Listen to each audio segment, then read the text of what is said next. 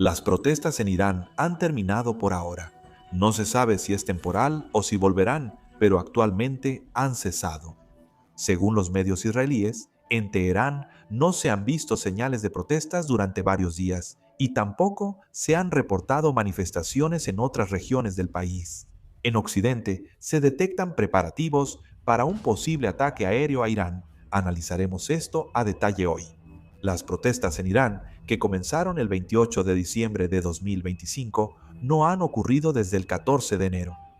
El gobierno iraní reprimió las protestas con mano dura, continuando con disparos de ametralladoras y rifles contra los manifestantes, llevando a cabo una represión sangrienta. Según un informe de CBS de Estados Unidos, se estima que podría haber hasta 20.000 muertos, lo que muestra la gran cantidad de víctimas que resultaron de esta represión sangrienta. Las protestas parecen haberse calmado, pero muchos expertos creen que es muy probable que estas manifestaciones no se detengan aquí.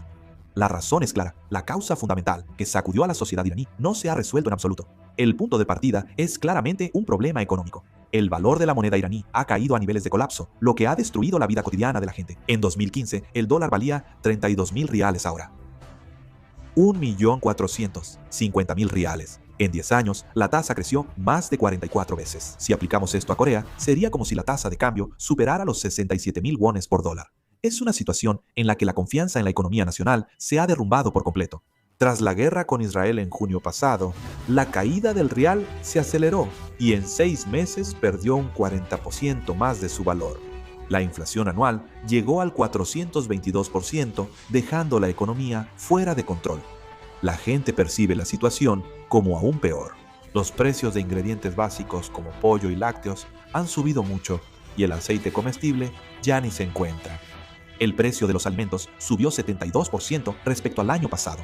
El queso pasó de 6 a 8 millones de riales rápidamente. Sin embargo, el salario mínimo promedio en Irán es de aproximadamente 9.29 millones de riales, lo que significa que, trabajando todo el mes por el salario mínimo, apenas se puede comprar un paquete de queso. En este punto, no se puede evitar decir que la propia supervivencia está amenazada. Lo que hay que destacar aquí es que los comerciantes están en el centro de las protestas. Esta escena es muy simbólica en la historia moderna de Irán. Esto se debe a que durante la Revolución Islámica de 1979, los comerciantes desempeñaron un papel decisivo en el derrocamiento de la dinastía Pahlaví. En ese entonces, los comerciantes financiaron a las fuerzas islámicas y se convirtieron en la fuerza motriz clave para el cambio de régimen. Sin embargo, ahora esos mismos comerciantes le están dando la espalda al régimen islámico. Esto se interpreta como una señal de que las grietas dentro del sistema se han profundizado considerablemente. Además, con las masacres que han dejado miles e incluso decenas de miles de víctimas, la ira y el miedo hacia el régimen se están acumulando al mismo tiempo. Si consideramos toda esta situación, por eso se evalúa que el colapso del régimen iraní es solo cuestión de tiempo y que tarde o temprano es muy probable que se haga realidad. No hay solución en lo económico, social o político, por lo que la inestabilidad interna de Irán probablemente aumente. Sin embargo, en esta situación se observa que varias potencias mundiales se están preparando para intervenir. Por supuesto, el presidente Trump declaró que, como Irán detuvo las ejecuciones, él también detendría las acciones militares, aunque hizo ese comentario. Aparte de eso, los principales activos militares de Estados Unidos siguen siendo desplegados directamente en Medio Oriente. Y también los aviones de combate europeos se están reuniendo uno tras otro en la región. Por ejemplo, el portaaviones de clase Nimitz de Estados Unidos, el Lincoln, se dirige a toda velocidad desde el mar de China Meridional hacia Medio Oriente. Se espera que llegue tan pronto como el 20 de enero, dentro de 3 días. Fox News informa que Estados Unidos despliega aviones cisterna y otros activos militares en Medio Oriente. El senador Lindsey Graham lo llama el mayor cambio desde el muro de Berlín. Veamos más detalles.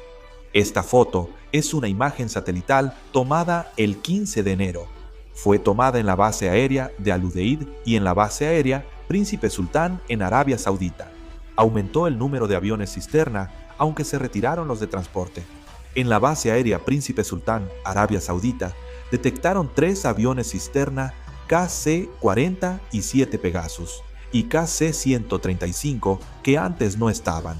Estados Unidos está retirando aviones no esenciales de Oriente Medio. Se podría preguntar por qué sacan aviones de las bases aéreas. Si se lleva a cabo un ataque aéreo contra Irán, Irán seguramente no se quedará de brazos cruzados, ¿verdad? Por lo tanto, si Irán realiza este ataque, es muy probable que ataque las bases militares estadounidenses en Medio Oriente. Para reducir al mínimo los daños, parece que están retirando fuerzas de esas bases. Además, se observa que aviones militares europeos también se están desplegando en Medio Oriente. Se ha confirmado que al menos 4 cazas Eurofighter Typhoon de la Fuerza Aérea Británica y un avión cisterna Airbus KC-2 Voyager se han trasladado a la región de Medio Oriente. Además, se informa que aviones de transporte de Francia, Alemania e Italia también han sido desplegados en Medio Oriente. Alemania y Francia no comentaron sobre el traslado de estos activos militares. Esta es otra escena clave que debemos observar.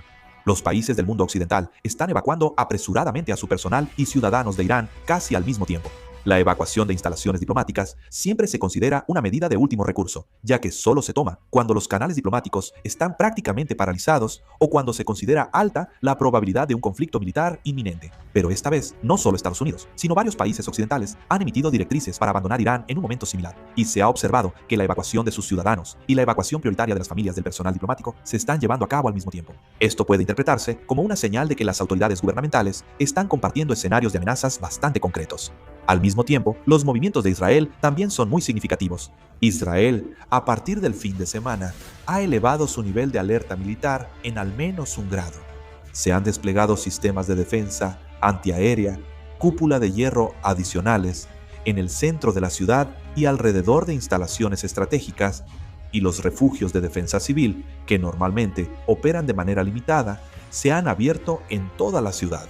Israel normalmente no toma estas medidas de manera pública a menos que exista una amenaza real e inminente. Internamente, esto se interpreta como que consideran muy alta la posibilidad de represalias por parte de Irán o de fuerzas aliadas a Irán.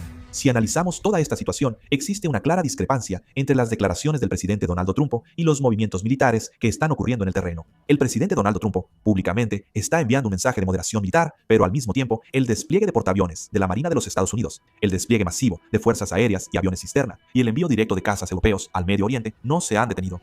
Como las operaciones militares deben prepararse antes de decidir, los movimientos actuales parecen crear una situación donde solo falta presionar el botón en cualquier momento. Por eso, algunos ven las declaraciones de Donald Trump como engaño. Parece que alivia la tensión con declaraciones, pero realmente mantiene la presión para que el oponente no baje la guardia ni actúe.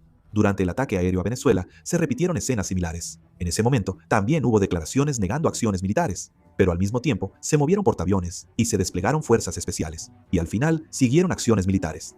El flujo actual en Medio Oriente es muy parecido al de entonces, por lo que algunos análisis dudan de las declaraciones actuales.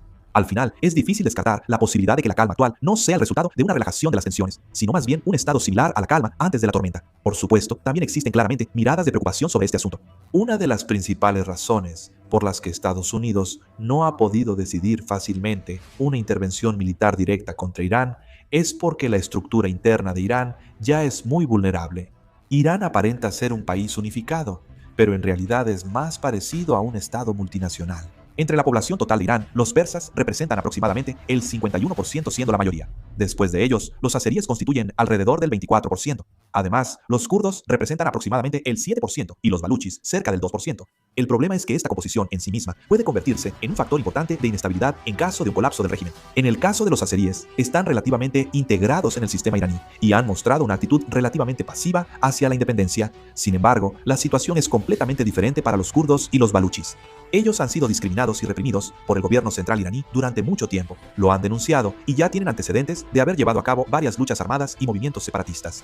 Los kurdos viven en Irán, Irak, Turquía y Siria, por lo que si el poder en Irán colapsa, podría haber una reacción en cadena que cruce fronteras.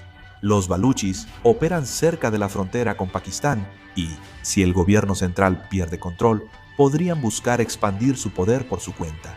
En esta situación, si hay una intervención militar externa y el régimen iraní se tambalea o colapsa repentinamente, es muy probable que el problema no termine solo con un cambio de régimen. El debilitamiento del poder central facilita que fuerzas regionales se armen y busquen imponer sus intereses. Se advierte que Irán podría pasar rápidamente del caos a una guerra civil prolongada, como en Siria o Yemen.